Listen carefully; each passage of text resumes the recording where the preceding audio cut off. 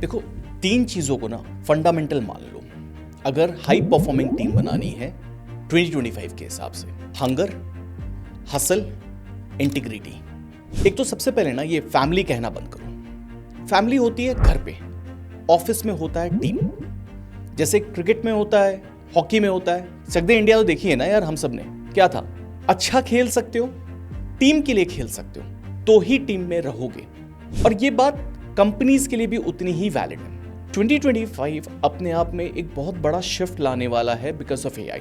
जितने चेंजेस हम लोगों ने 20 सालों में देखा बिकॉज ऑफ मोबाइल, इंटरनेट, अब सोचो एआई ना ये चेंजेस को उससे आधे से कम टाइम में करने वाला है। तो बहुत क्रिटिकल ईयर होंगे हर बिजनेसेस के लिए और बहुत तरह से compete करना होगा ग्लोबल ब्रांड से, एआई से। और उस समय ना आपकी टीम आपका सबसे बड़ा औजार होगा। अगर हाई परफॉर्मिंग टीम नहीं होगी तो स्ट्रगल करना बहुत मुश्किल होगा। एक और बात समझ लो, अच्छे हाई परफॉर्मिंग पर्सन और एवरेज या बिलो एवरेज पर्सन साथ में काम नहीं कर सकते। जब मैंने स्टार्टिंग में कंपनी बनाई थी ना, मैं भी इसको फैमिली कहता था। मुझे लगता था सब एक अच्छे कल्चर की तरह से बनाएंगे, सब कोई प्यार से एक दूसरे के साथ काम करेंगे, बहुत एज अ फ्रेंड काम करेंगे। कुछ सालों में ना ये बात समझ में आई कि ऐसा नहीं हो पा रहा है। मुझे मेरे एक टीम मेंबर ने फीडबैक दिया था कि अंकित, हाई परफॉर्मिंग पर्सन और एवरेज या बिलो एवरेज पर्सन साथ में काम नहीं कर सकते। तब मुझे ये बात बहुत नेगेटिव लगी थी और मुझे कई साल लगे इस बात को सीखने में। आज जब मैं देखता हूं, मैं ये बात बहुत क्लियरली मानता हूं कि अगर आपको हाई परफॉर्मिंग लोगों को रखना है टीम में, आपको एवरेज बिलो एवरेज पर्सन को जाने के लिए कहना पड़ेगा। रीड हेस्टिंग्स जो सीईओ है नेटफ्लिक्स के, उनकी एक लाइन है, adequate performers get a good severance package. इसका मतलब है अच्छे से जाने के लिए कहा जाता है, लेकिन जाने के लिए ही कहा जाता है। ये कल्चर के लिए बहुत इंपॉर्टेंट है।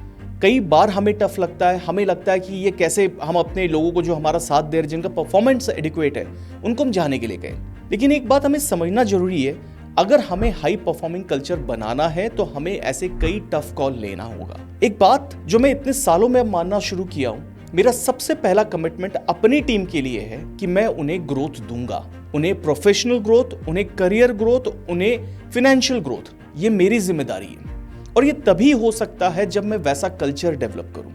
और इसके लिए अगर कुछ लोग जिनमें हंगर नहीं है, जिनमें आगे बढ़ने का डिजायर नहीं है, मुझे उन पे एक्शन लेना हो रहा है, मुझे उन पे कॉल लेना हो रहा है, मैं लेना चाहूंगा। ये एज अ सीईओ मेरी रिस्पॉन्सिबिलिटी है, मैं इससे नहीं भाग सकता। 5 फंडामेंटल्स ना एक अगर हाई परफॉर्मिंग टीम बनाना है, इसके लिए आप ध्यान रख लो इस ऑर्डर में। सबसे पहला, सिलेक्शन। आप किसे सेलेक्ट करते हो ये बहुत मैटर करता है। आप सिलेक्शन के टाइम ही ये बात समझ लो, आपका कन्विक्शन होना चाहिए उस पर्सन पे कि ये हाई परफॉर्मिंग होगा। ये एवरेज पर्सन की तरह आप नहीं देख रहे, आप सोच रहे मेरा काम चल जाएगा, तो आप गलत कर रहे हो हायर करके। आपको ये मान के करना है कि आपको हाई परफॉर्मिंग पर्सन को ही हायर करना है। दूसरा, आपको ये मानना है कि जब वो पर्सन आ जाए तो उसे आप पूरी ऑटोनॉमी देने वाले हो, आप उसे पूरी डिसीजन मेकिंग पावर, उसे अपने काम को लेकर फ्रीडम देना जरूरी। तभी हाई परफॉर्मिंग पर्सन अच्छा परफॉर्म कर सकते हैं। हम जो माइंडसेट या जो कल्चर हम एक एवरेज परफॉर्मर या बिलो एवरेज परफॉर्मर के साथ लगाते हैं, हम सोचते हैं इनको हर चीज बतानी है, हर चीज सिखानी है, वही अगर हम एक हाई परफॉर्मर के साथ करें वो कभी वर्क नहीं करेगा। वो कभी उस एनवायरमेंट में माइक्रो मैनेजमेंट में काम नहीं कर पाएगा, उसे ऑटोनॉमी चाहिए। तीसरा, आप उसे ये क्लियर डायरेक्शन दो कि क्या परफॉर्मेंस एक्सपेक्टेड है, क्या आउटकम्स एक्सपेक्टेड है। आप मैट्रिसेस क्लियर रखो, आप गोल क्या है इसे क्लियर रखो, बट ऑटोनॉमी दो। चौथा, रेडिकल कैंडोर, फीडबैक, शायद मेरा इन सब में सबसे इंपॉर्टेंट टूल। रेडिकल कैंडोर अपने आप एक बहुत इंटरेस्टिंग कॉन्सेप्ट है, जिसमें कहा जाता है कि आप अपने टीम मेंबर्स को, जिनके साथ आप काम करते हो, जिनके साथ आप रहते हो, जिनके साथ आप लाइफ स्पेंड करते हो, सबको फीडबैक्स देना शुरू करो। कई बार है ना, हम छोटे छोटे इश्यूज को अंडर द कारपेट करते चलते हैं। हमें लगता है इसको अगर बात कर लेंगे तो वो एम्प्लॉय नाराज हो जाएगा, उसे हम फीडबैक दे देंगे तो उसका परफॉर्मेंस खराब हो जाएगा। लेकिन आप इसको एक टिकिंग टाइम बॉम्ब की तरह समझो। आपने आज उस प्रॉब्लम को स्किप किया, बट वो आपके लिए एक प्रॉब्लम बनी रहेगी। धीरे धीरे इन चीजों से और फ्रस्ट्रेशन, फ्रिक्शन एक टीम में बनता है। अगर आप पहले दिन हिम्मत करके उसे एक feedback, direct feedback, no sugar coating but no aggression as well, आप गुस्सा नहीं निकाल रहे हो बट उसे सही बात सही ढंग से समझा रहे हो, अगर आप कर पा रहे हो तो आपके उस फ्रिक्शन को बचा लेगा और इवेंचुअली वो उसे भी हेल्प करेगा आगे बढ़ने के लिए। मैं अपनी टीम में हमेशा एक बात कहता हूं, अगर किसी की प्रोफेशनली सबसे ज्यादा हेल्प करनी है तो आप उसे फीडबैक देना शुरू करो। आप फीडबैक नहीं दे रहे तो उसका आप नुकसान कर रहे हो, फायदा नहीं। पांचवा, कंटिन्यूअस लर्निंग। मेरे लिए क्राइटेरिया हमेशा अपनी टीम में होता है कि क्या मैं उससे रिवर्स लर्निंग ले पा रहा हूं। जिसके साथ मेरी कांस्टेंट रिवर्स लर्निंग नहीं होती, मैं उसके साथ काम नहीं करता हूं। मेरे लिए बहुत क्लियर है वो खुद अपनी लर्निंग को कंट्रोल करेगा, वो अपनी लर्निंग को डिजायर करेगा, वो उसके लिए फाइट करेगा और उससे लर्निंग मुझे मिलेगी।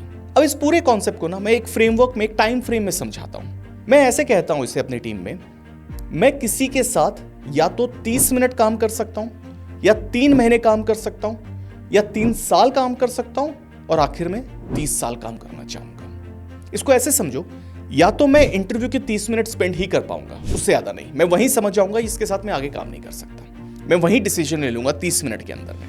जो ये डिसीजन से आगे बढ़ेंगे, जिनके साथ मुझे लगता है मैं काम कर सकता हूं, फिर वो 3 महीने के दूसरा स्टेज आता है, जहां मैं जो भी मेरे टीम में ज्वाइन करते हैं उनके साथ 3 महीने में काम करता हूं।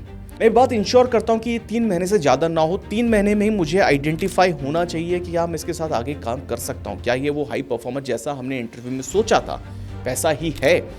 और 3 महीने के अंदर अगर वो डिसीजन ले लेता हूं या डिसीजन नहीं लेता और मुझे पता है कि ये हाई परफॉर्मर पर्सन है, तब मैं उसके साथ 3 साल स्पेंड करूंगा। वो 3 साल मैं उन्हीं के साथ करता हूं जो मुझे पता है ये हाई परफॉर्मर है। पर 3 साल का जो बेंचमार्क है वो तभी क्रॉस होता है जब मुझे ये दिखता है कि इसकी लर्निंग भी कंटिन्यूस हो रही है। 3 साल पहले जब वो पर्सन आया था, जब मैंने काम शुरू किया उसके साथ, और 3 साल बाद उन दोनों में बहुत फर्क है, क्योंकि वो कॉन्स्टेंटली लर्न करता जा रहा है। और 3 साल के बाद मैं उसके साथ तभी काम कर पाऊंगा जब वो कॉन्स्टेंटली लर्न करके ये दिखा पा रहा है कि वो इवॉल्व कर रहा है, क्योंकि मेरी लर्निंग उससे वैसे ही इवॉल्व करेगी। और अगर 3 साल का वो क्लियर होता है तो मैं उसके साथ 30 साल काम करूंगा। मैंने अपनी पूरी टीम इसी तरह से स्ट्रक्चर की है और ये बहुत फंडामेंटल है। आज कई इसके एलिमेंट्स हमें लगेगा कि ये कुछ एक्सट्रीम में है, कुछ ज़्यादा है यहाँ पर, लेकिन 2025 अपने आप में एक एक्सट्रीम सिचुएशन लाएगा।